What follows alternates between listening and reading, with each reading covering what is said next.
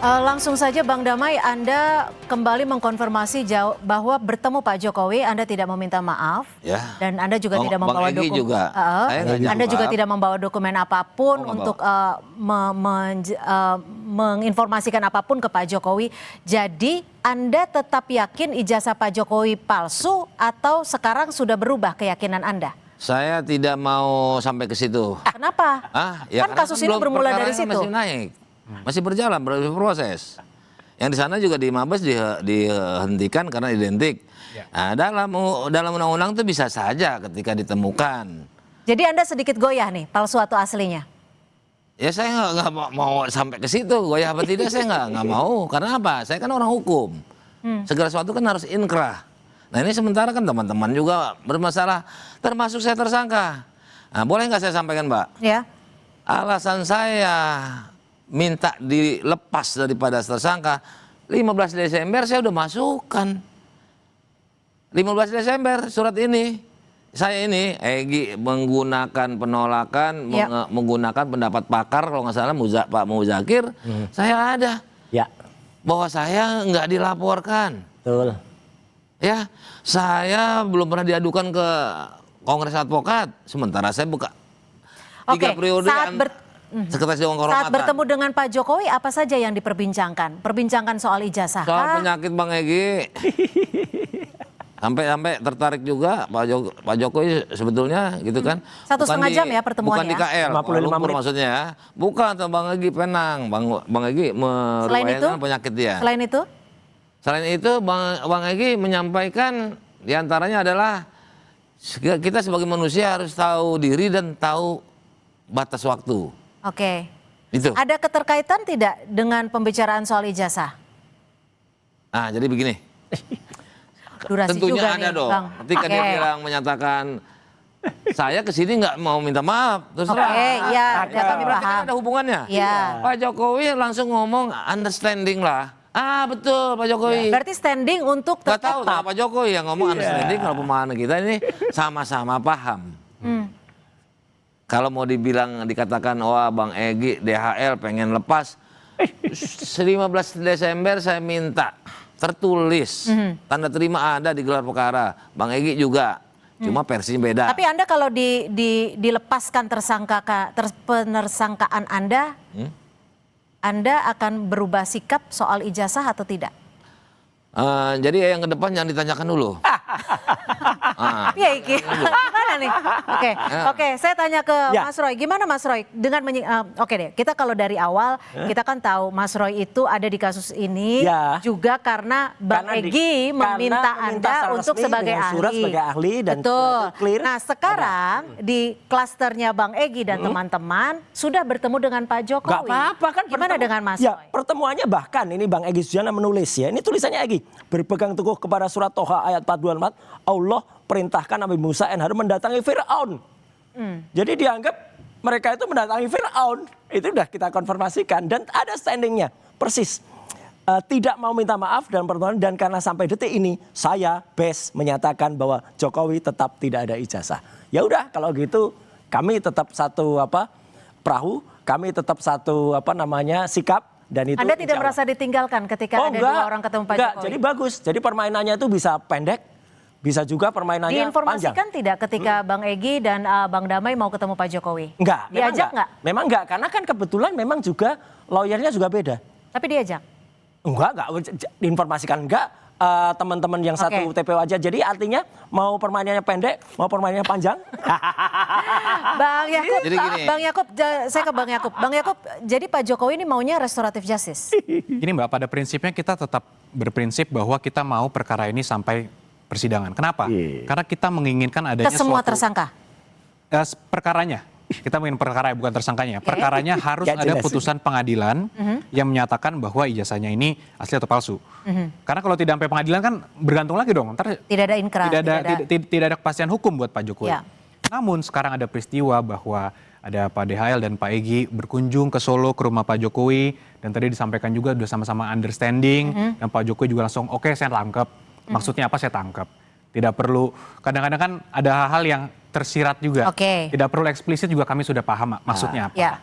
Dan di situ Pak Jokowi sampaikan bahwa kedatangan ini sangat saya hormati, sangat saya apresiasi, dan oleh karenanya meminta agar hal ini dipertimbangkan oleh para penyidik. Oke, jadi apakah dengan pertemuan ini artinya khusus untuk Bang Egy dan Bang Damai sudah diberikan pintu restoratif justice, artinya kasus stop untuk kedua tersangka ini? Nah, kasus stop itu tergantung nanti terakhirnya adalah penyidik, Mbak. Tapi sudah ada permohonan untuk dilakukan RJ, kemudian dari kami pun sudah menyatakan kepada para penyidik bahwa permohonan RJ itu ini untuk orang awam ya. Permohonan RJ itu bisa kalau tidak meminta maaf, kan nggak minta maaf. Nah, masalah permintaan maaf kan tadi sudah disampaikan oleh Pak DHL di meetingnya itu kan. Jadi yang penting kalau dari kami melihatnya dari sisi hukum, sudah ada permohonan RJ, kemudian berlangsunglah itu pertemuan. Yang isinya ya kembali lagi itu Pak Jokowi sudah understanding, Pak DHL understanding dan sebagainya. Kemudian dari kami juga Pak Jokowi sendiri pun sudah tadi menyampaikan bahwa sangat menghargai pertemuan itu dan oleh karenanya meminta para penyidik untuk mempertimbangkan. Nah, terakhirnya di siapa? Nanti para penyidik akan menilai apakah ini memenuhi atau tidak untuk dilakukan RJ.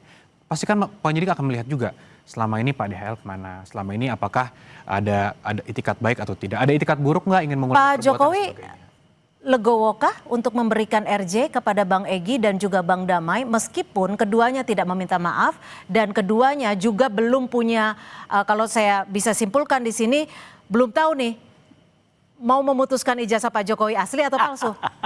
Yang jelas Pak Jokowi sangat menghormati dan menghargai Pak DHL dan Pak Egy Sujana. Itu yang paling clear. Apakah sampai sore ini keputusan Pak Jokowi akan memberikan RJ? Sudah, Pak Jokowi sudah confirm, dan kami sudah mengatakan juga kepada para penyidik bahwa Pak Jokowi menghendaki juga sangat menerima yang dilakukan oleh kedua tersangka dan menghendaki untuk perkara ini bisa dipertimbangkan dilakukan RJ. Nah, masalah RJ-nya bisa dilakukan atau tidak, kami serahkan pada penyidik. Oke. Bang Damai? Gimana? Ya, diam aja.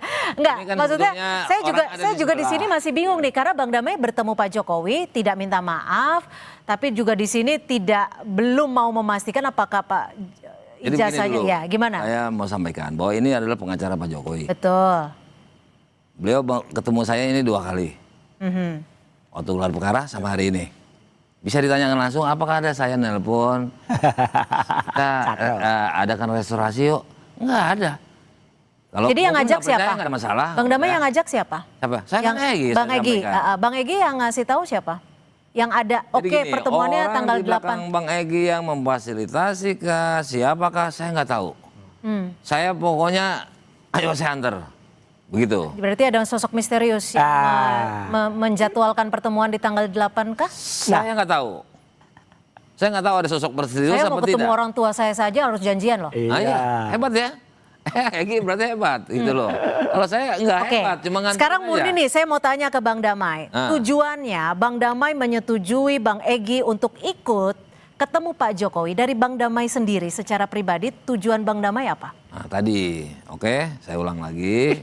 Betul udah saya sampaikan tadi. Bang Egy dihujat teman-temannya. Itu kan Bang Egy, Bang Damai nih.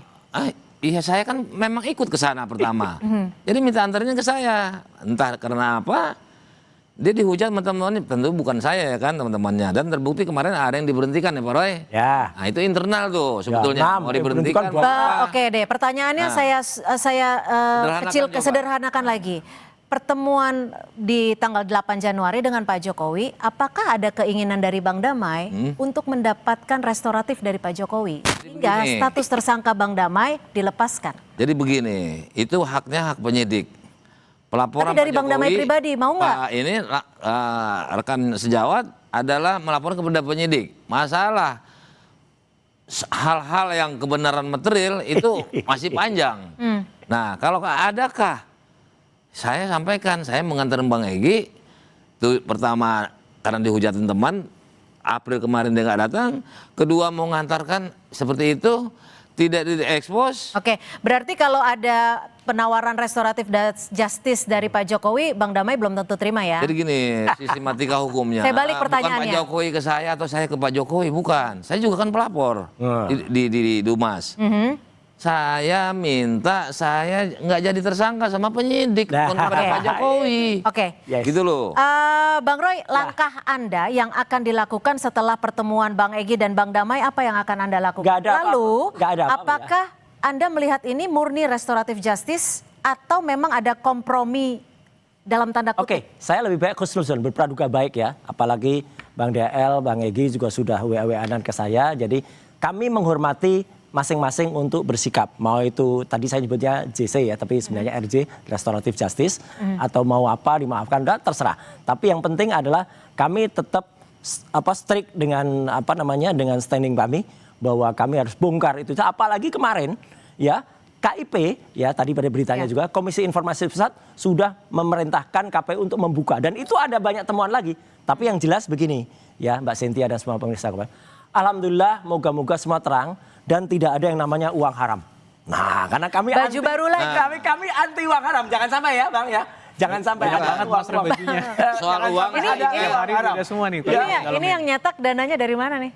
saya dikasih. Oh, Jadi dikasih banyak ya. adalah tim yang kemudian juga teman-teman yang kemudian mengirim kaos ini benar-benar loh. Ini kaos ini saya apalagi nyetak, nggak ada lah semua. Tapi intinya gini, insya Allah perjuangan kami tetap lanjut dan insya Allah tetap Bang Damai Hairul Lubis dan Bang Egy amanah sesuai yang disampaikan semalam juga kita dengarkan teleponnya langsung. Bang Jadi Yakub. gini, tadi menyebut uang soalnya. Saya ingat, saya kabarnya dapat 100 miliar. Nah itu Saya jangan sampai, tantangin, Bang. ya Jangan kan? sampai uang haram Foto itu. peluk-pelukannya mana, terus aliran dana transfer, fotonya kayak, ya kan? Foto peluk-pelukannya AI tas juga itu. ke pesawat, tas Nah, ke mobil itu 100 miliar banyak. Saya sendiri belum pernah ngeliat uang 100 miliar.